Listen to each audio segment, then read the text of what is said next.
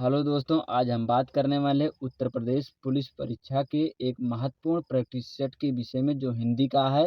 तो चलते हैं हम बिना देरी किए। देखते हैं पहला क्वेश्चन। धैर्य शब्द में कौन सा प्रत्यय है? इसमें बताना है जो धैर्य शब्द है इसमें कौन सा प्रत्यय है।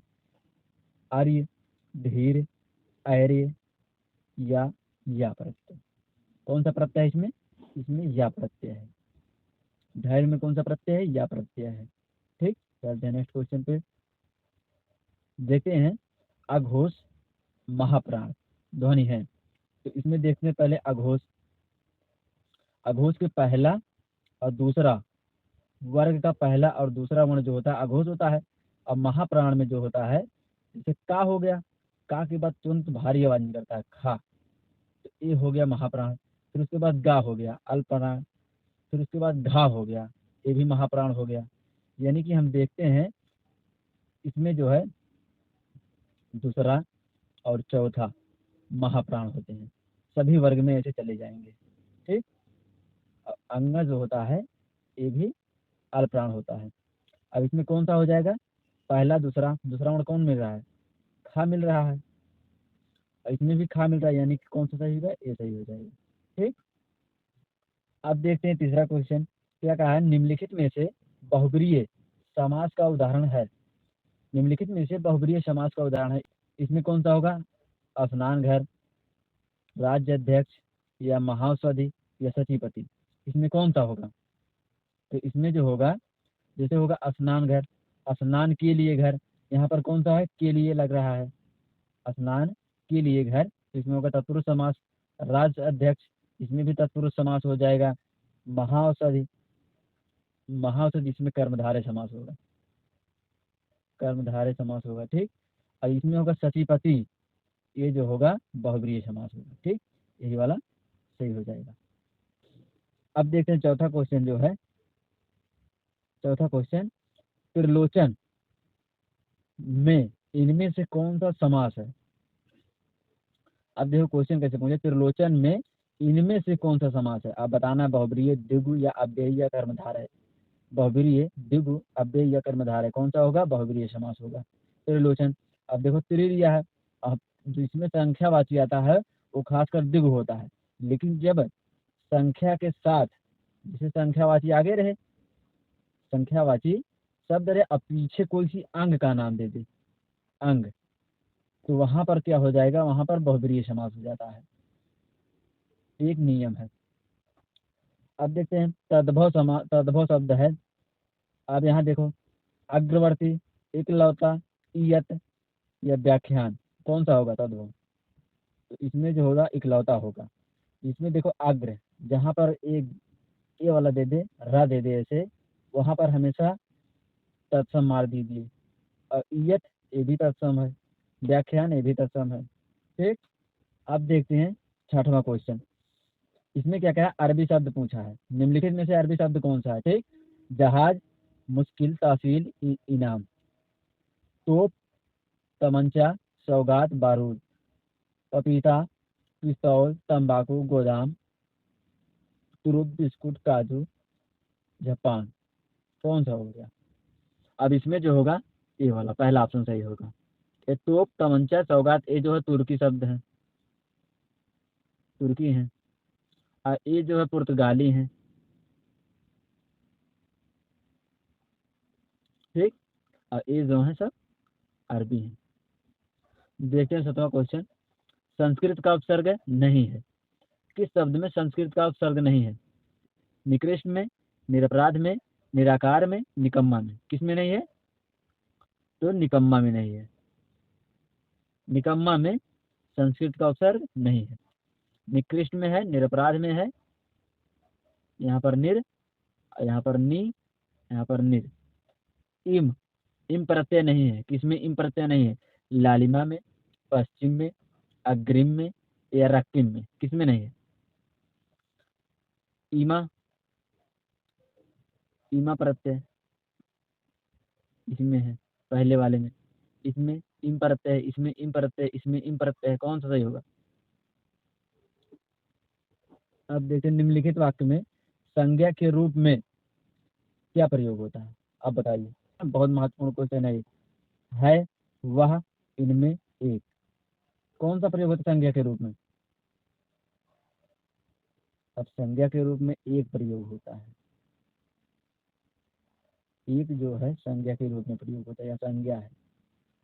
ये थोड़ा क्वेश्चन टफ था। देखते हैं जातिवाचक संज्ञा है, कौन सा जातिवाचक संज्ञा है?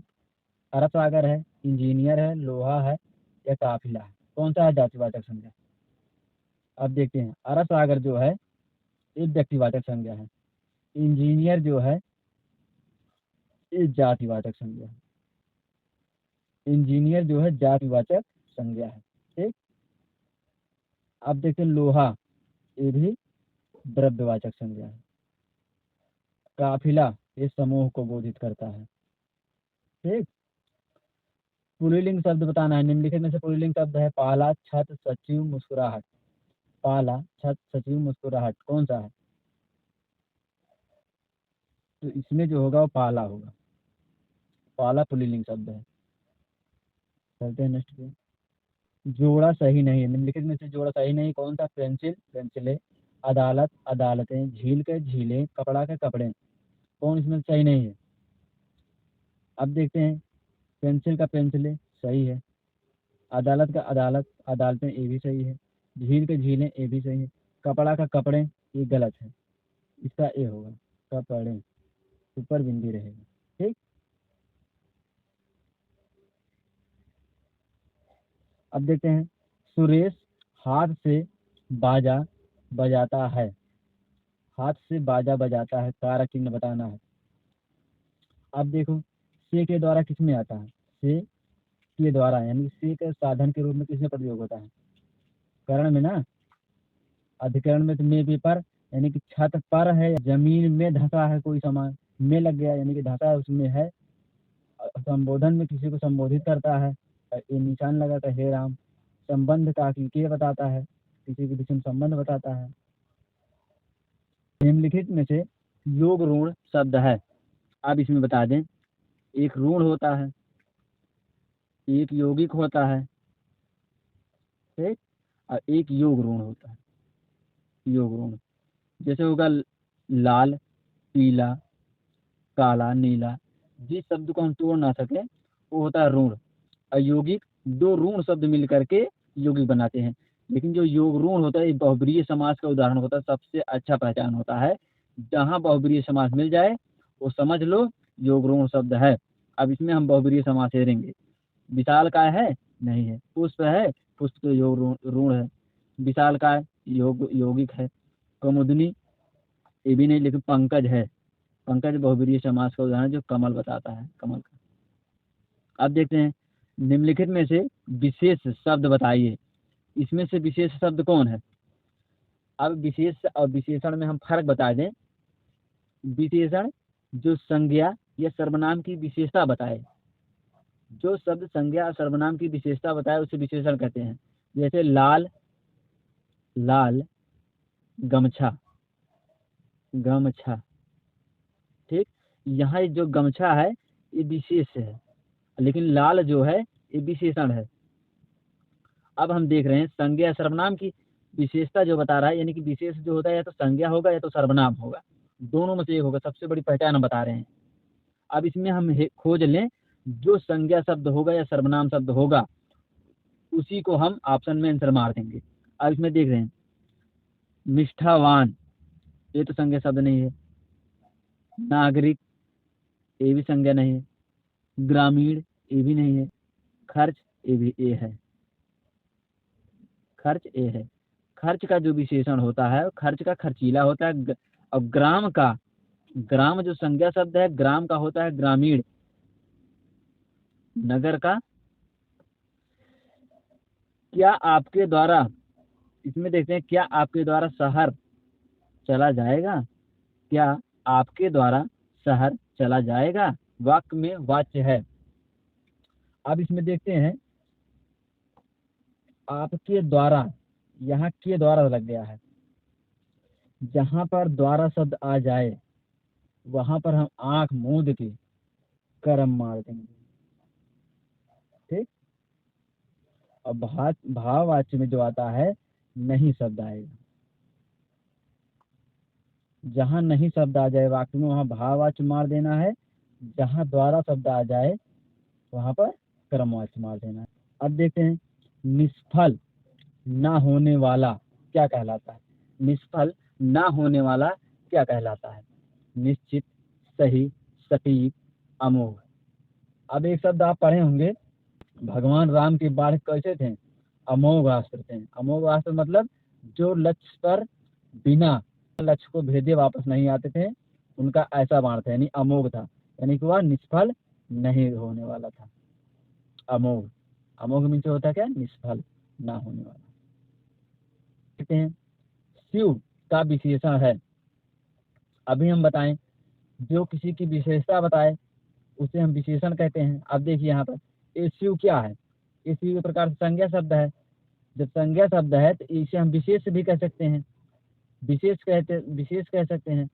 अब देखते हैं जो सयो शब्द है, इसमें सीधा हो जाए आ रहे हैं आंसर पे। सयो शब्द है, ये बता रहा है कि जो सयो होते हैं वो शिव के भक्त होते हैं, यानी कि शिव के भक्त की विशेषता बता रहा है कि ये सयो है, यानी कि हमारा आंसर ये सही हो जाएगा।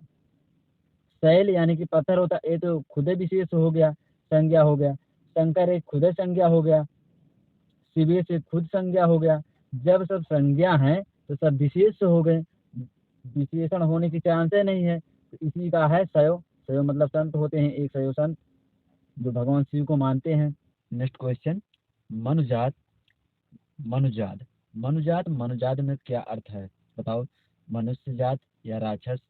फिर दूसरा ऑप्शन है मनुष्य जात मर्यादा, मनुष्य मानव राक्षस। यहाँ पर जाट है, मनुष्य जात या मर्यादा, इसमें कौन सा आंसर होगा, मानव या राक्षस। मनुजात, मन की जो जात है यानी कि मानव, मनुजात राक्षस। ठीक। प्रत्यय के योग से बना शब्द कौन सा है। प्रत्यय क्या होता है, प्रत्यय जो होता है शब्द के पीछे लगा रहता है, पीछे लगा रहता है, शब्द के पीछे लगा रहता है। सु उपसर्ग है, अप उपसर्ग है, अनु उपसर्ग है, लेकिन यहाँ पर इन प्रत्यय है। देखते हैं 21वां क्वेश्चन, तत्क्षरण का संधि विच्छेद कौन सा। तत् धन शरण, तत् धन क्षरण, तत् धन क्षरण, तत् धन शरण, इसमें कौन सा होगा। इसका जो होगा तत् धन शरण, क्योंकि ये जो सा होता है ये छा में बदल जाता है। ठीक। और ता जो होता है चा में बदल जाता है। देखते हैं 22वां क्वेश्चन, त्रिलोचन। त्रिलोचन में कौन सा समास है, बहुब्रीहि समास है, शायद एक बार बता चुके हैं। तत्सम से तद्भव रूप में सही शब्द का पहचान कीजिए। तत्सम से तद्भव रूप में, यानी कि देखिए कश्य कुछ, लक्ष्य लाख, सर्प सांप, क्षेत्रीय खेती। सही युग में पहचानना है, कौन सा होगा, सर्प का सांप होगा। यहाँ देखिए शुद्ध वर्तनी के योग से प्राग ऐतिहासिक, प्राग ऐतिहासिक, प्रगति हासिक या प्राग ऐतिहासिक, कौन सा सही होगा, प्राग ऐतिहासिक। जब यहाँ इक लग जाता है तो ये हमेशा दीर्घ रहता है, यहाँ पर यहाँ दीर्घ रहेगा, उसके बाद गए डबल मात्रा रहेगा, प्राग ऐतिहासिक।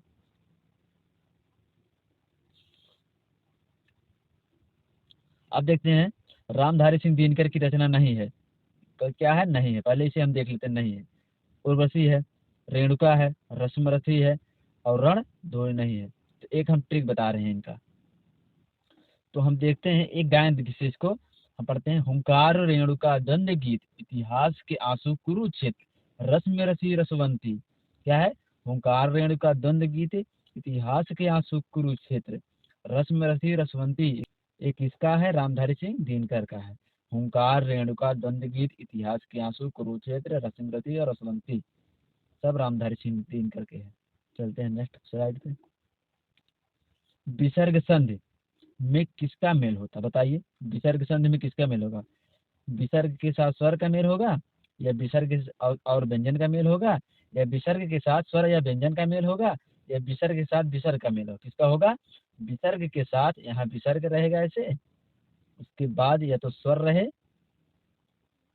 या फिर व्यंजन रहे, विसर्ग संधि ही होगा, लेकिन एक यहाँ पर विसर्ग रहेगा, सी वाला। विशेष शब्द है, विशेष पद है, कौन सा होगा? उमा। कालिमा नहीं है, मधुरिका नहीं है, महिमा नहीं है। आप लोग कमेंट में बताइए ये जो तीनों हैं इसमें किसमें गुण है, किसमें भाव है, क्या है क्या नहीं है, आप लोग कमेंट करके इसमें बताना है। चलते हैं नेक्स्ट पे, देखते हैं रेहन पर रघु किस लेखक का उपन्यास है।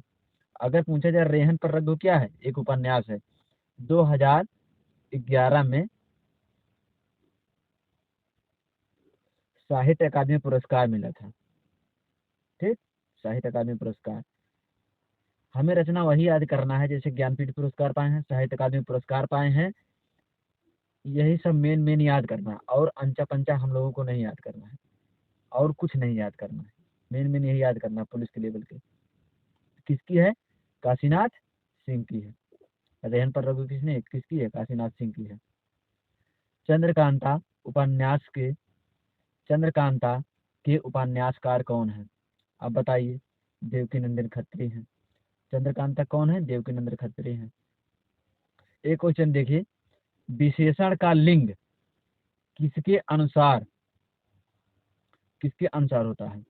अब यहाँ पर हम बता दें, विशेषण का जो लिंग होता है संज्ञा या सर्वनाम के अनुसार होता है। अब हम बताए थे संज्ञा या सर्वनाम को क्या कहते हैं? विशेष। बस विशेष के अनुसार होता है। हमारे आंसर सही है। चलते हैं, मिलते हैं नेक्स्ट क्लास में नए प्रैक्टिस सेट के साथ। हमारे चैनल को सब्सक्राइब कर लें, बेल आइकन भी दबा दें, जिससे आने वाले वीडियो का नोटिफिकेशन आपके पास पहुंच जाए।